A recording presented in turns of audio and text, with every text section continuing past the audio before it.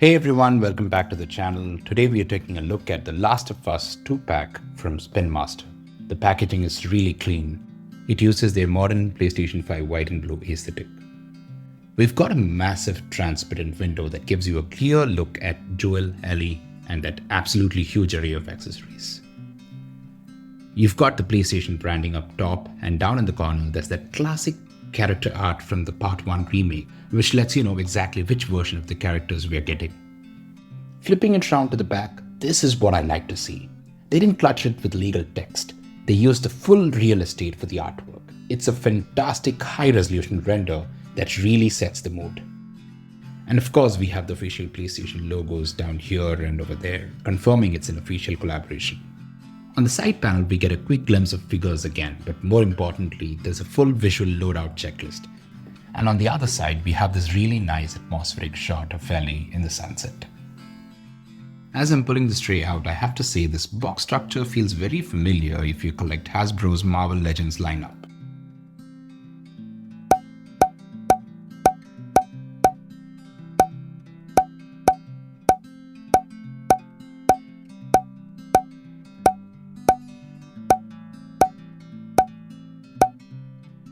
Let's talk hardware. First up, the shotgun. I think this is specific to Joel because only he has the swappable hands to yield it.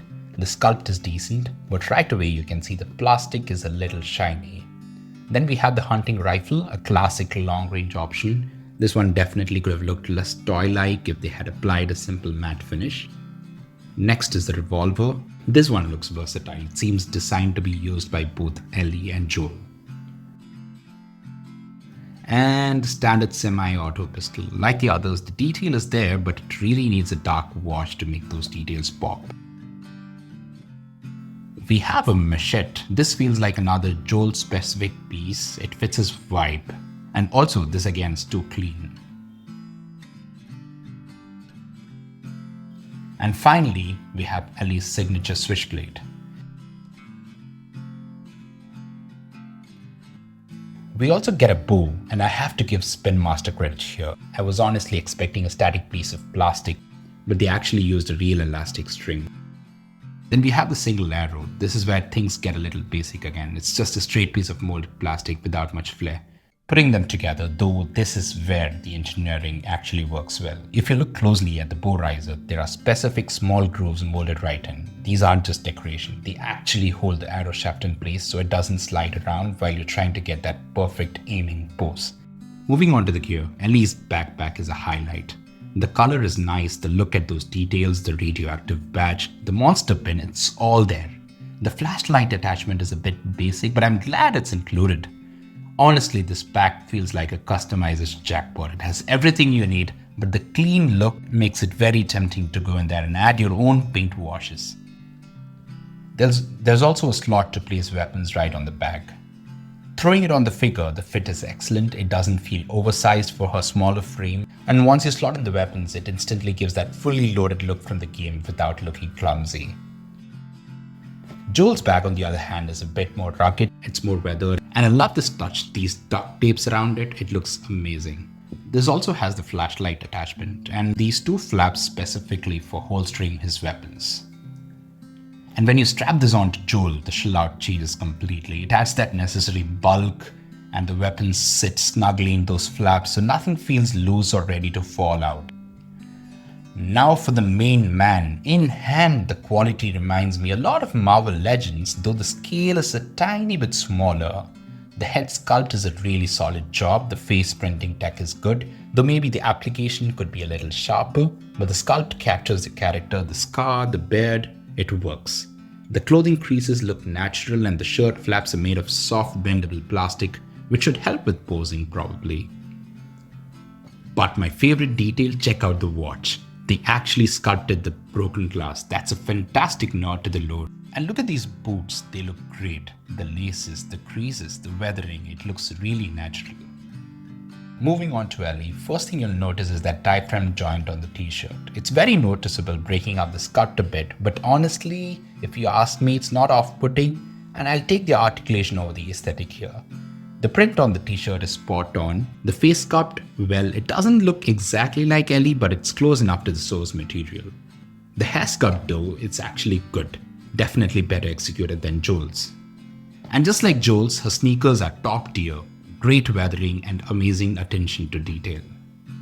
Now for the hand options, Joel comes with a decent variety, 3 left hands and 2 right hands. You get your standard fists, but the most important ones are the weapon gripping hands. I tested out the revolver and the fit is actually really satisfying. It's not so tight that you feel like you're going to peel the paint off the handle, but it's snug enough that the weapon doesn't drop or fall out when you shake it.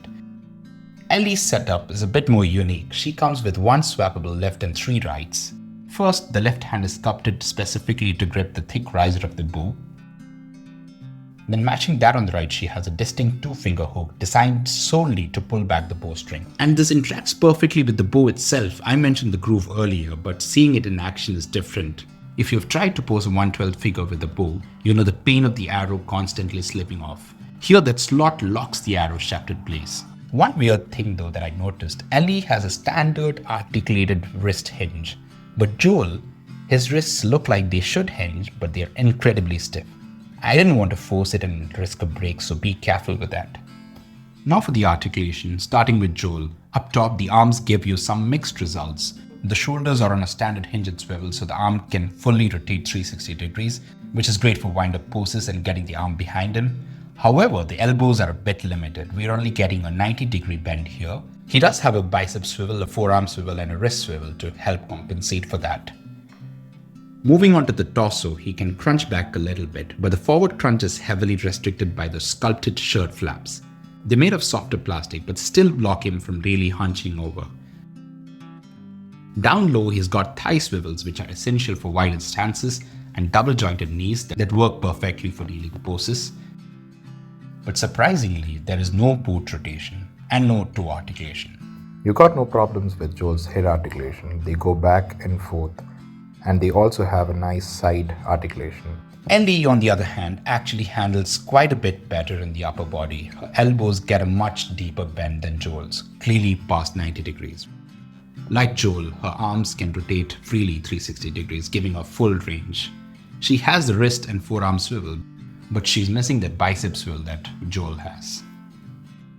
Her torso, however, is where she really shines. It's incredibly free. Because of this diaphragm joint, she can crunch forward deep enough to almost touch her toes.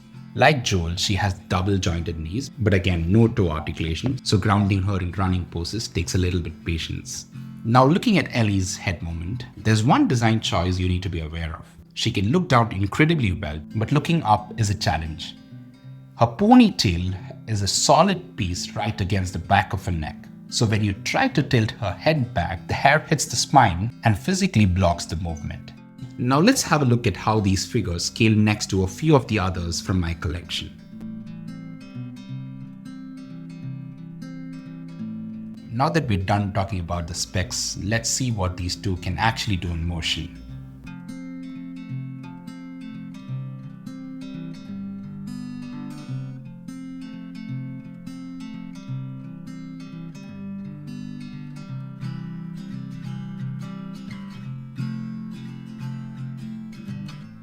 Thanks for watching and let me know what you think about this in the comments.